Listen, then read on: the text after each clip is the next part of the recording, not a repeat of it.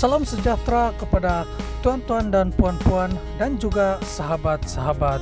Saya ucapkan ribuan terima kasih kerana sudah meluangkan masa untuk singgah dan menonton video di channel ini. Saya amat menghargai sokongan anda semua. Yang Dipertua, oleh kerana ini kesempatan awal, saya ingin mengucapkan sekali lagi tahniah kepada Tuan Yang Dipertua, dan saya percaya tugas ini juga mencabar. Seperti kita lihat gelagat yang berlaku semalam. Kalau bagi pihak kerajaan, saya ingin bagi jaminan, dan TPM 2 telah pun sebagai Ketua WIP telah pun diminta untuk memaklum kepada ahli yang berhormat supaya menjaga susila Dewan ini dan apapun perkembangan tidak melanggar batas adab dan susila dan menghormati peraturan Dewan. Dan saya harap hal yang sama juga akan dilakukan oleh Ketua Pembangkang dan Ketua WIP sebelah Perikatan Nasional. Ini kerana kita tahu sidang parlimen ini ditonton, kita boleh berbeza pendapat, boleh bertengkar, tetapi harus jaga kemuliaan Dewan ini dan tidak keterlaluan, kerana ini akan ditertawakan oleh rakyat dan melihat seluruh Dewan ini menjadi gelanggang seperti mana disebut dalam sosial media sirkus. Jadi ini saya serah kepada bijaksanaan Yang Dipertua, tapi saya bagi jaminan kita akan beri sokongan penuh kalaupun tindakan itu perlu dikenakan ke atas ahli yang berhormat daripada pihak Kerajaan Perpaduan. Yang kedua Yang Dipertua ialah untuk mengucap terima kasih kepada semua ahli yang berhormat, termasuk dari pembangkang, yang memberi sokongan ataupun yang menyatakan undi percaya atau keabsahan itu tidak diperlukan. Bermakna mereka menerima kenyataan ada perubahan dan tanggungjawab yang saya pikul diberikan ruang untuk meneruskan tugas tanpa gangguan dari sudut mempertikai keabsahan. Beberapa ahli yang berhormat termasuk Arau, Pasir Mas bangkitkan mengapa dikemukakan usul. Mereka harus baca sendiri kenyataan paguh yang mencabar supaya disahkan keabsahan. Itu yang menyebabkan saya, walaupun Menteri Jabatan Perdana Menteri Bahagian Undang dan juga Peguam Negara, malah Yang Di-Pertuan Agong sendiri telah menyatakan tidak ada keperluan kerana kenyataan majoriti itu jelas. Tapi saya memilih untuk tidak hanya melihat dari segi keperluan undang-undang atau perlembagaan, tetapi moral legitimacy supaya kita dapat perintah. Dan seperti mana kata disebut oleh Titi Wangsa, kita ada ruang untuk menumpukan perhatian setelah ada kestabilan politik, ada keabsahan, menumpukan perhatian untuk menjana pertumbuhan ekonomi yang lebih meyakinkan. Dan insya-Allah itu akan saya lakukan. Tapi izinkan saya mengulangi penghargaan kepada rakan-rakan yang memberikan ruang kepada saya untuk meneruskan tanggungjawab ini. Dan seperti mana biasa yang didengar di belah sini, di belah sana, kita tahu ini taklif wala tashrif. Ini pertanggungjawaban, bukan keistimewaan.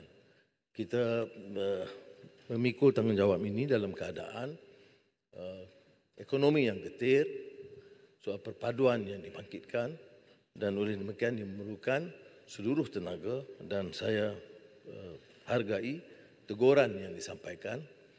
Walaupun kadang-kadang bunyinya pedas, tapi saya duduk dan mendengar seluruh pandangan dan teguran yang disampaikan, sama ada rakan-rakan di sebelah sini juga di sebelah sana. Cuma ada kadang-kadang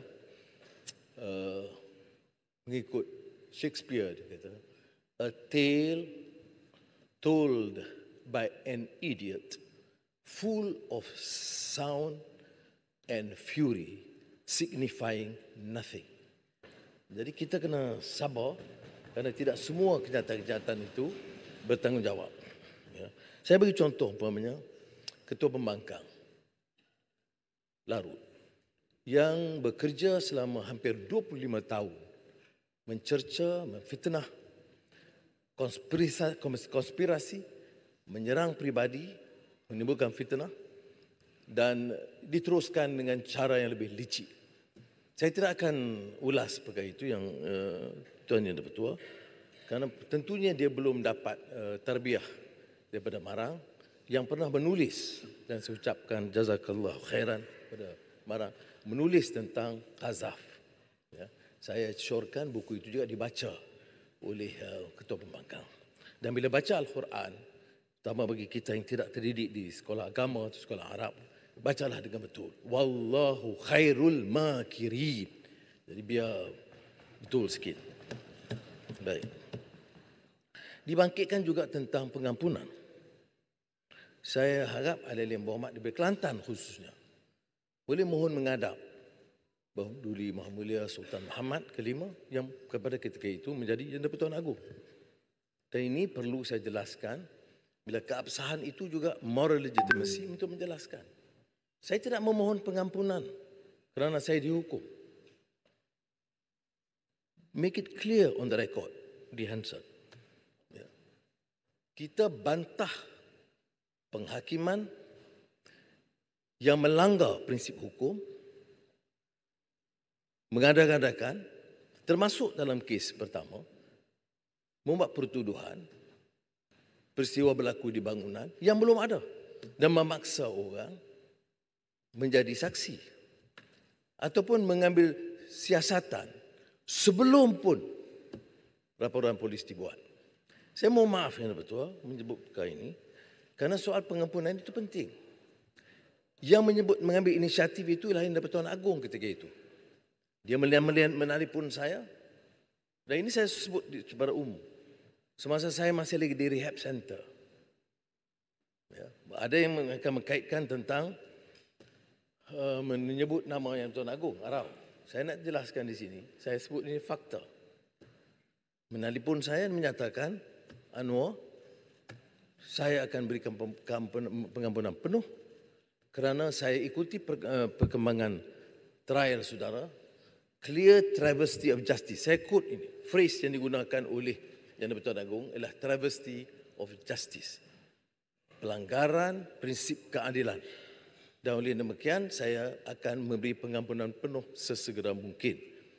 Yang Perdana Menteri pada ketika itu menangguh sehingga 10 hari. Jadi kalau orang menggunakan, oh dia jelas, dia bebas. Tuan Yang Dipertua, kerana pengampunan. usul.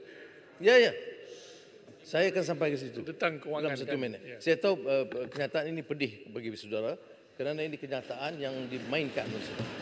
Tetapi percayalah, saya hanya ambil 2 minit lagi untuk menjelaskan perkara ini kerana kebaikan.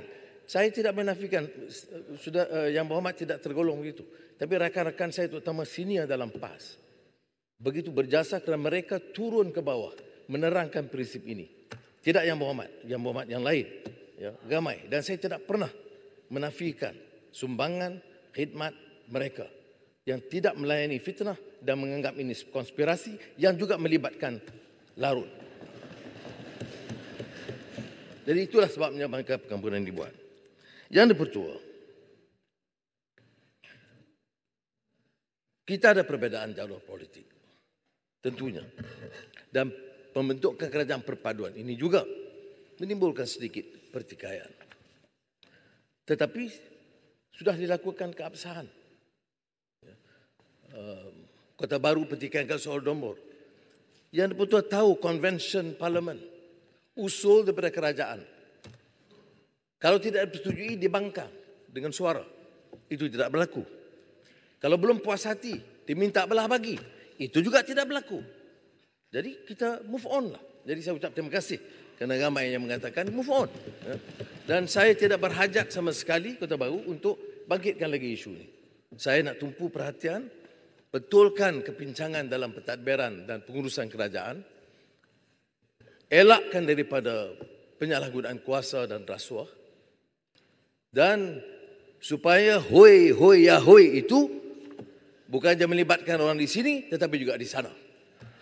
Kerana di sana juga pernah menjadi menteri, pernah jadi Perdana Menteri dan pernah meluluskan kontrak-kontrak kepada anak menantu mereka. Saya tidak mahu pilih kasih.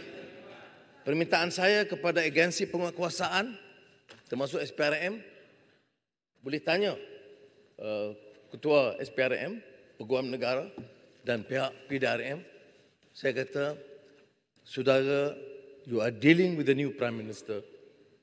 I mean what I say. Saya nak bersihkan negara ini daripada rasuah dan penyalahgunaan kuasa.